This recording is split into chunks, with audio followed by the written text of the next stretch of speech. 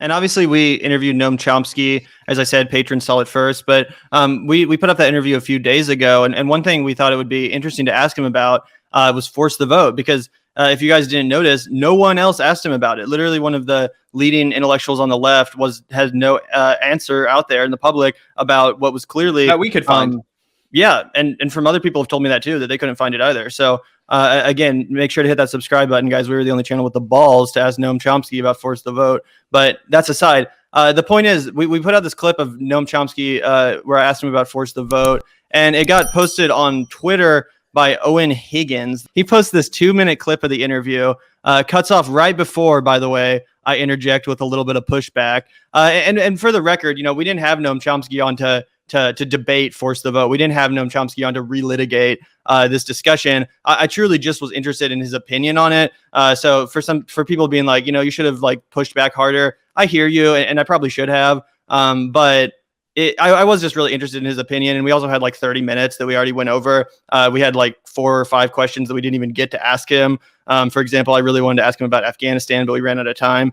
So I was like, we just got to move on and ask him the question. So again, that's why it wasn't a fiery debate or whatever. But anyway, fucking Eoin Higgins here. Eoin fucking Higgins here. He posted this clip to Twitter. Again, clipped it out right before I actually interject with some logic so that it looks like Noam Chomsky fucking dumbfounded me and Zach with his logic or whatever here. Anyway, that's an aside, kind of a, whatever. Anyway, he says, nice to see Chomsky treat force the vote as what it was, a tactic of unserious children, uninterested in actual power. Again, so he's using this answer to try to make his point. But in the process, he can't help but just be the most pompous fucking prick that you could possibly imagine. Unserious children, uninterested in actual power. Yeah, that's what activists for fucking healthcare are. Yeah, trying to leverage fucking power. Yeah, exactly. And by the way, I was curious because like you, Zach, I was like, so wait, who's this fucking Eoin Higgins guy? Look at what his contribution is. Fucking to Vice. The DSA isn't 100% sure about hopping on the Bernie bus. Look at this shit. Bernie Sanders' 2020 run is going to sure be a lot harder than 2016. Could Elizabeth Warren be the next Treasury Secretary? So, wow, look at your fucking contribution, bro. Look at your fucking contribution to the left. Look how serious you are about gaining power. Fucking borderline manufacturing consent for the Democratic Party because they were scared shitless of an actual socialist. Fuck off, man. So anyway, that's just an aside. Again, I don't really care about who Eoin Higgins is. I also think it's funny, though, that he makes most of his money on Substack. He's a Substack dude. That's his main source of revenue. Again, he plugs it in his bio. If he actually listened to the full Noam Chomsky interview that we did, he would have heard another borderline dog shit take from Noam Chomsky. There was that fucking Substack is not, worth anything. That it's that it was unserious, that it was commentary only, that it was no way to pierce the manufacturing consent. Again, we didn't have Noam Chomsky on to debate Substack. So when we asked him the question, we were like, okay, that's Noam Chomsky's take on Substack. And he's a 92-year-old man. And of course, I'm not going to dogpile him. And yes, he's a linguistic legend. And yes, he's a revolutionary thinker. And yes, I've been inspired by so much of his writing and thinking, and that's obvious. And we've said it a million times. We're not these kinds of people that are like, fuck Noam Chomsky, blah, blah, blah. Of course not. This dude is a legend for a reason. And I still have unbelievable amounts of respect for him, even though I disagree with him on this. And Gavin and I come for people hard when we disagree with them, because that's the nature of our show.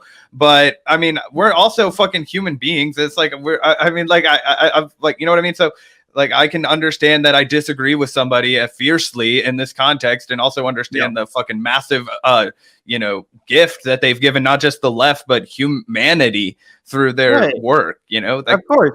And that's why I thought it was hilarious that, Emma Vigeland, of course, who's probably already salty at us because we've taken her to task a few times on the show.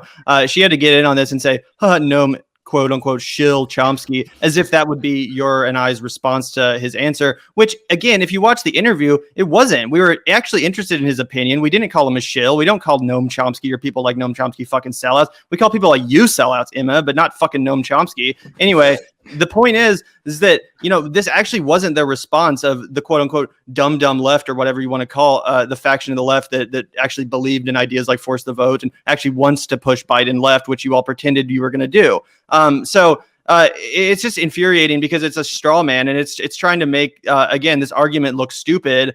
when we were the ones that were just interested in having a conversation in the first place, that we're the ones just trying to actually discuss these ideas. We're not being reactionary. I mean, sometimes we are, but like in this instance, we certainly weren't being fucking reactionary. We were interested in having a conversation. And instead of what you guys did over there, the Majority Report, which was not have an actual discussion, which was not actually discuss these ideas, it was dunk on Jimmy Dore for fucking views and grift to try to, you know, dismantle this and make a fool of yourself when you actually did get taken to task by you know, Briahna Joy Gray on Bad Faith podcast. So anyway, I thought that Kyle really actually, and I guess we're going to get to that eventually, but I was that's why I was stoked to see him come out, because kind of like we were talking about before this for Kyle Kulinski, Secular Talk.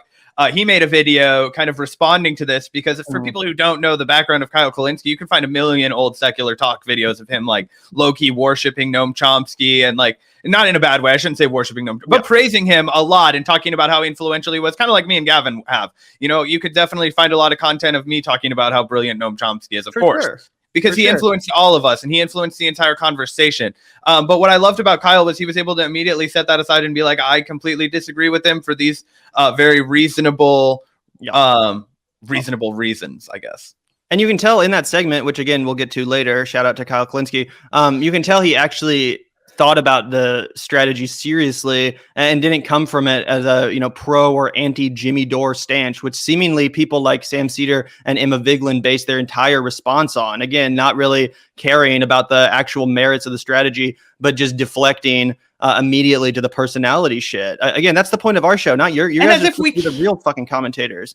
Yeah, exactly, Gavin. Like, what does it say about, you know, any of that shit? If in 11 months, Gavin and I, as two 22-year-old guys that started a podcast, I'm 23 now, but we started it 11 months ago, and now we're like part of the conversation. Really? Okay. Like, if apparently that's that easy to get like a seat at the table. So I don't know what that really says about all this shit. Well, in hindsight, what it says to me is that people like Eoin Higgins and Sam Seder, who again works for MSNBC, despite the fact that they tried to cancel and deplatform him over a joke that he made. Like, can you imagine being that much of a fucking cunt going back and working for the network that fired you, like for some stupid edgy joke? Anyway, that's an aside, but we're just randos on fucking line that started podcasting with no institutional support. We get more views on our videos sometimes than fucking Sam Seder does on his, unless there's a super, like, you know, Trump title or whatever. And again, it is what it is. He has like 1 million fucking views. So what does that say when you're not propped up by fucking corporations? People actually come to your content because they want to listen to what you hear, not because you're fucking regurgitating establishment drivel. Anyway, I think it does, you know, I think it does get under these guys' skin. Eoin Higgins has a YouTube channel with like 300 fucking subscribers. Eoin Higgins has a YouTube channel with like 300 subscribers. I've seen him on a few other people's shows, gets no fucking views. No one gives a shit about what this guy has to say, which is why he has to write bullshit articles about how Bernie Sanders is being abandoned by the DSA and shit like that for Vice. Like I said, borderline fucking manufacturing consent for the Democratic Party, while he takes shit clips like this to try to force the vote look bad. Like, what the fuck? Like, literal healthcare activists, that's what you're focused on trying to impugn and mock? Like, fuck off, bro. And how are you interested in actual power? Again, we just looked at the articles that you were responsible, your fucking contributions to this movement. You haven't moved us any closer to power whatsoever. All you're doing is fucking grifting off your Substack. Well, you know, talking about this shit. So I don't know, man. Fuck these Twitter elites. Yeah, for sure. I mean, whatever. People can critique us. I don't give a shit. Oh, me neither, clearly. I mean, we critique people all the time. Like I said. But again, we're not presenting ourselves as fucking, you know, objective. Yeah, that's the thing that gets to me. It's like the one critique that really rubs me the wrong way is it's like people want to like come to us and be like, oh, like you're fracturing the left, like, oh, you guys are being divisive. It's like, hello, have you ever fucking been a leftist before? Like, what the fuck do you think this is? Like, of course we're gonna disagree with you, and if that's called fucking being divisive, then I don't care. Like, of course, I'm going to like say, I think that this is a bad strategy, or I think that that's a fucking horse shit take. And that's why I also don't give a fuck when Eoin Higgins is like, yeah, this is fucking, you guys are children, you're unserious. I'm like, yeah, go fuck yourself, dude. No, we're not. But at the end of the day, that's his right. You know, if he's feeding an audience of people who want to hear that kind of shit. Like, you know what I mean? So I don't. He's looking for brownie points from fucking fellow blue check liberals on Twitter. Promise you that's 100% what it is. That's what this entire sport of shitting on Force the Vote is. That's all it is. I promise you. I've observed this so many times. And also I wanted to spotlight this because Briahna Joy Gray also got into this discussion. Again, it really is surreal that a fucking clip from a Vanguard interview has created this wide of a discussion on Twitter. But she gets in here and says, what's sort of embarrassing is that people making this argument are either still ignorant of the asks, and she mentions ending PAYGO and committee appointments, etc., or are so intellectually dishonest that they pretend that not demanding anything in exchange for your vote is high strategy. So just brilliant from Briahna Joy Gray. Yeah, exactly. And she kind of goes into it a little bit more and kind of goes back to the Sam Seder debate that we've reacted to a bunch of times.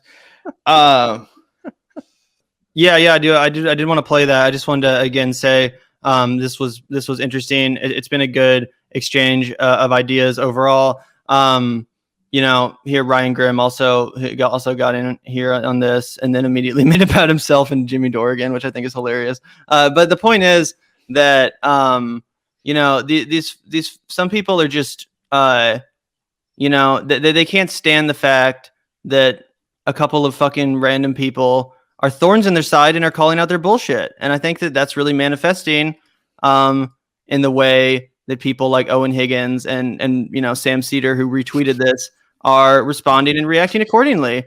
Because again, people don't. It'd be like starting, I don't know. It's interesting. It's weird that, I don't know. They have every. Again, I just don't know if it says more about us or them or the no, dude, it doesn't. It says more about them. This clip is the most fucking polite, fucking perfectly nice, kind interaction you've ever seen. He's the one that has to make it into this pompous prick, fucking jack off comment. It's him. It was not us. We were so polite. I said, Professor Chomsky, I don't know if you've been paying attention to this debate, but I wanted to know your opinion on Force the Vote. And then this fucking prick who's never interacted with me a single day in my life, never interacted with the Vanguard, has to come in here, call us unserious children, uninterested in power. I'm not the one being a dick. It's that fucking asshole.